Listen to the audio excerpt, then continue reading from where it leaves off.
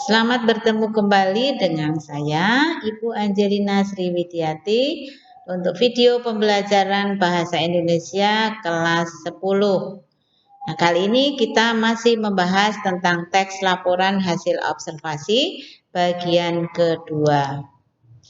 Nah, di sini kita akan membahas dua kompetensi dasar, yaitu 3.2 dan 4.2. Untuk 3.2, menganalisis isi dan aspek kebahasaan dari minimal 2 teks laporan hasil observasi.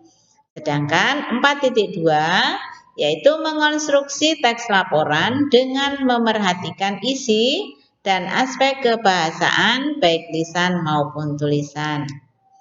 Kita awali dengan mengenal struktur dan kaidah kebahasaan teks laporan hasil observasi. Kita nanti akan membahas strukturnya terlebih dahulu, kemudian baru kaidah kebahasaannya. Nah, struktur teks laporan hasil observasi terdiri dari 4.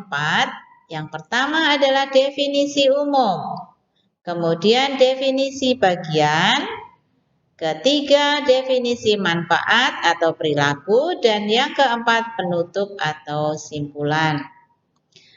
Definisi umum merupakan pembukaan yang berisi pengertian mengenai sesuatu yang dibahas dalam teks. Misalnya pengertian lidah buaya, kalau itu kita membahas tentang lidah buaya. Yang kedua, definisi bagian merupakan bagian yang berisi ide pokok dari setiap paragraf. Nah, di sini tentu disertai dengan penjelasan secara rinci. Ya. Misalnya lidah buaya itu bagian-bagiannya apa? Nah, ini ada daun, mungkin batang, akar, dan sebagainya. 3. Definisi manfaat. Definisi manfaat merupakan bagian yang menjelaskan manfaat dari sesuatu yang dilaporkan. Nah, di sini biasanya juga berupa benda mati. Sedangkan jika yang kita observasi itu benda hidup seperti binatang, maka kita dapat membuat definisi perilaku. Ya. Yang keempat, penutup atau simpulan merupakan bagian rincian terakhir dari teks laporan hasil observasi. Nah, penutup ini bersifat opsional, artinya boleh ada, boleh tidak. Tetapi untuk teks laporan yang lengkap memang bagian penutup itu perlu ada, ya. Nah, lanjut dengan kaidah kebahasaan. Kaidah kebahasaan teks laporan hasil observasi terdiri dari yang pertama kata, yang kedua frasa, verba, dan nomina. Kata tentu semua sudah mengerti, ya. Kemudian frasa itu apa? Ya, frasa adalah kelompok kata yang tidak melampaui batas fungsi kalimat. Jadi frasa ini meskipun terdiri dari 2 kata atau lebih, tetapi jika nanti digunakan dalam kalimat, maka hanya akan menduduki satu fungsi. Misalnya subjek saja, predikat saja, atau objek saja. Nah, contoh frasa, ya, contoh frasa ya, sepatu hitam, ya, baju putih, buku tulis, ya, itu namanya frasa. Verba, ya, juga disebut dengan kata kerja. Ya, sekali contoh verba ya, seperti menanam, ya, memandang, ya, itu namanya verba. Dan nomina atau kata benda, kucing, anjing, ya, lidah buaya tadi termasuk namanya nomina. Yang kedua, kalimat definisi dan deskripsi.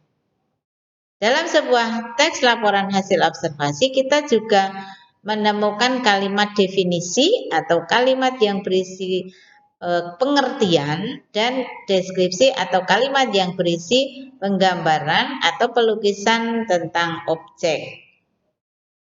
Yang ketiga, kalimat simpleks dan kalimat kompleks. Kalimat simpleks adalah kalimat yang sederhana, dan kalimat kompleks adalah kalimat majemuk. Ya. Kalimat simpleks hanya terdiri dari satu konstruksi subjek predikat. Ya, adik menangis itu namanya kalimat simpleks. Sedangkan kalimat kompleks memiliki lebih dari satu konstruksi subjek predikat. Adik menangis dan saya membaca buku. Atau adik menangis ketika saya membaca buku. Nah, ini namanya kalimat kompleks. Ya. Lanjut, penyusunan teks laporan hasil observasi. Yang pertama, gagasan pokok dan gagasan penjelas dalam teks laporan hasil observasi. Kemudian nanti dilanjutkan dengan bagaimana menyusun teks laporan hasil observasi, tentu dengan memperhatikan isi maupun kaidah kebahasaannya. Ya. Nah, berikut gagasan pokok dan gagasan penjelas. Sebuah tulisan atau teks terdiri dari gagasan pokok dan gagasan penjelas. Yang tentu gagasan pokok dalam satu paragraf itu hanya satu, sedangkan gagasan penjelas boleh lebih dari satu. Sebelum menyusun teks laporan hasil observasi, Anda diharuskan menentukan gagasan pokok dan gagasan penjelasnya. Jadi nanti ketika kalian akan membuat teks LHO, tentukan dulu gagasan pokoknya apa, kemudian gagasan penjelasnya apa saja. Mengembangkan teks dimulai dengan menuliskan gagasan pokok terlebih dahulu. Baru setiap gagasan pokok dikembangkan menjadi satu paragraf. Ini berpola dari umum ke khusus. Kita lanjutkan dengan langkah menyusun teks laporan hasil observasi.